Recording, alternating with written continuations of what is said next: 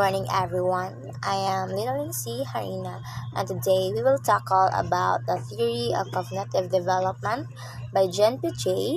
And first and foremost, before we proceed to the different stages, let's have a quick review on what this theory is all about. Jean Piaget. Jean Piaget developed a theory of cognitive development by observing his own children's behavior and certain tasks during infancy and childhood. Piaget specified four major periods corresponding to different ages of the developing child. So what is cognitive development?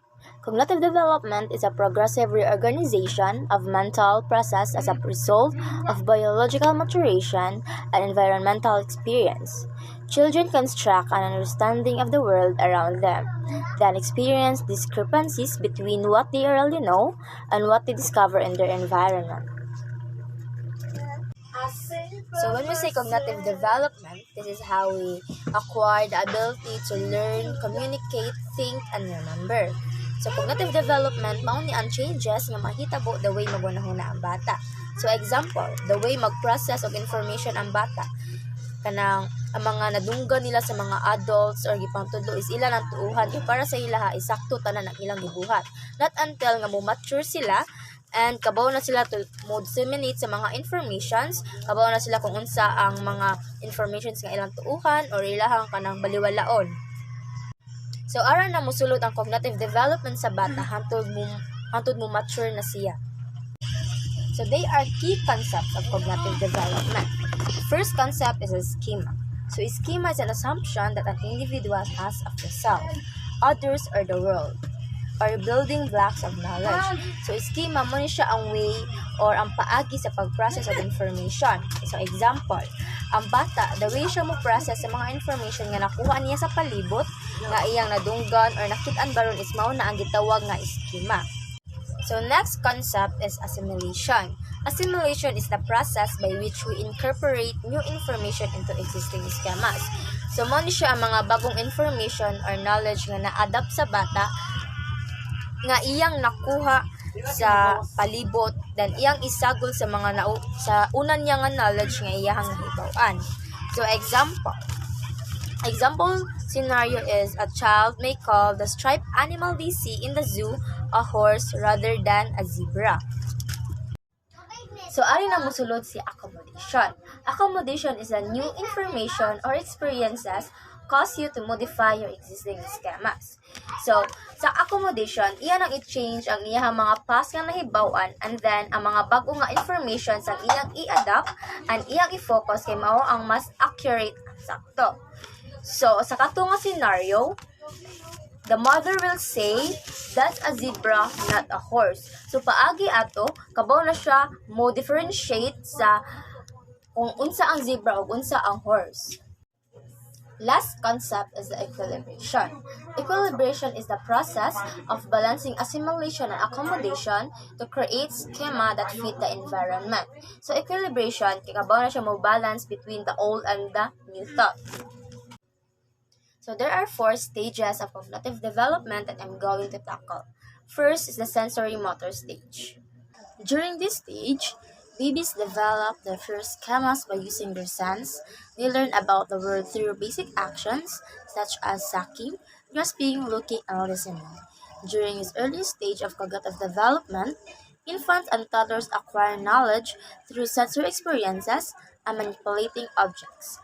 A child's entire experience at the earliest period of the stage occurs through basic reflexes, senses, and motor responses. In sensory motor stage, the children are very active as they discover how to use their senses.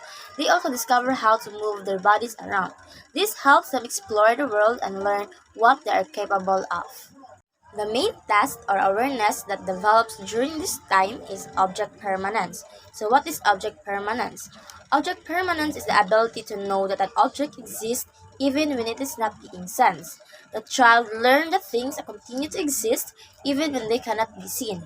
This just means that infants don't recognize that objects still exist even though they can't see them.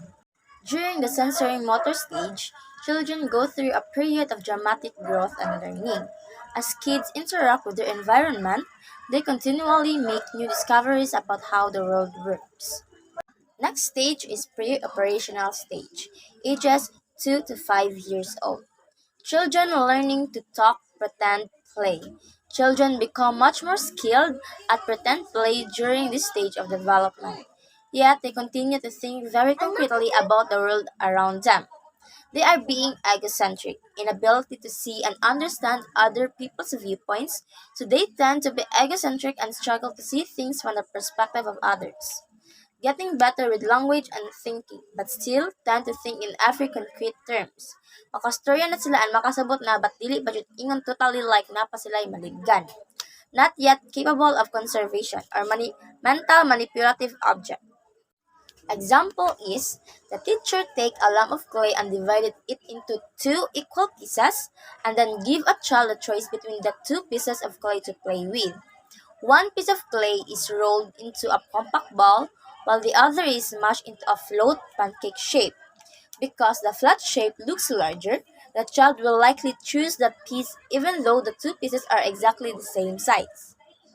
In pre-operational stage, kids learn through pretend play but still struggle with logic and taking the point of view of other people. They also often struggle with understanding the idea of constancy. Next stage is the concrete operational stage, ages from 6 to 11 years old. Children begin to think logically about concrete events. Dali na sila basa-basa makuha og mga information, makuha sila og mga infos, but ila na jud gihunahuna pag-ayo. Thinking becomes more logical and organized, but still very concrete. Conservation can be defined as the understanding that changes in the form of an object do not necessarily mean changes in the quantity of the object. So in this stage, the child begins to understand the concept of conservation. So kani nga stage is kabalo na sila bisag lahi-lahi ang gisudlan pero same ra gihapon ang amount. During this stage, children also become less egocentric and begin to think about how other people might think and feel. Kids in the concrete operational stage also begin to understand that their thoughts are unique to them and that not everyone else necessarily shares their thoughts, feelings, and opinions. Sa kaninga stage is kabalo na ang mga bata like the secret, di ba? Kabalot ta nga ang secret is dili pwede isaba sa lain. So naana sila yung mga idea sa mga butang nga angay i-share or dili. The last stage is the formal operational stage, ages from 12 years and up. Begins to think abstractly and reason about hypothetical problems. Sa kaninga stage, ang mga bata dili kay mga critical thinker na sila, dili na sila basta-basta mutuo sa mga information usa sila mutuo is ila panghuna-hunaon pag-ayo. Begins to think more about moral, philosophical, ethical, social, and political issues that require theoretical and abstract reasoning. So kabalo na sila mokuha og mga information, mokuha og mga solution na dili ra nakabase sa ilahang ginahan in personal. Ila na i-check if ilang gihimo is morally good or ethically good, basiya or even socially accepted ba siya. Or uban ba nga factor nga dili ra para sa atong self kundi sa mga tao palibot nato. The child's way of thinking is at its most advanced, although the knowledge it has to work with will change. So in this stage, diri na nato maingon nga dako na ang na-develop o nakatunan sa bata. Medyo wide na ang iyang pagunahuna sa pagkuha or paghimo sa mga informations. So in this stage is mahibaw na nato ang reason kung nganong ato iyang gibuhat. The final stage of Piaget theory involves an increase in logic, the ability to use deductive reasoning, and an understanding of abstract ideas. At this point, adolescents and young adults become capable of seeing multiple potential solutions to problems and think more scientifically about the world around them. Sa kaninga stage is na-develop na tanan, masabtan na nila ang mga butang logically, abstractly, and hypothetically.